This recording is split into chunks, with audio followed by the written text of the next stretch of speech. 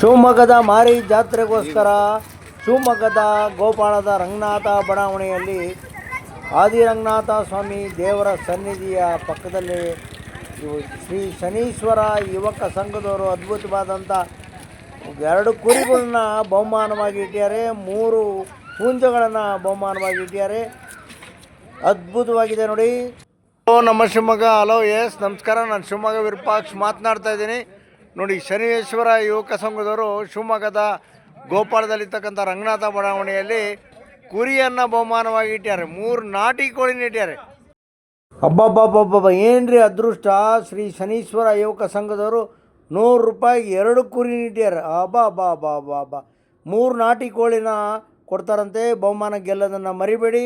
100 ರೂಪಾಯಿಗೆ ಒಂದು ಟಿಕೆಟ್. ಹಬ್ಬ ಯಾರಿಗುಂಟು ಯಾರಿಗಿಲ್ಲ ನೋಡ್ರಿ. ಕುರಿ ಮಾರಿ ಹಬ್ಬ ಬರ್ತಾಯಿದೆ. ನಿಮ್ಮ ಕುರಿಯನ್ನು ಬಹುಮಾನವಾಗಿ ಗೆಲ್ಲಿ ಅಂತೇಳಿ ಶಿವಮೊಗ್ಗ ವಿರೂಪಾಕ್ಷ ಹರಿಸ್ತಾ ಇದ್ದೀನಿ. ಎಲ್ಲರಿಗೂ ಒಳ್ಳೆಯದಾಗಲಿ. ನಮಸ್ಕಾರಗಳು.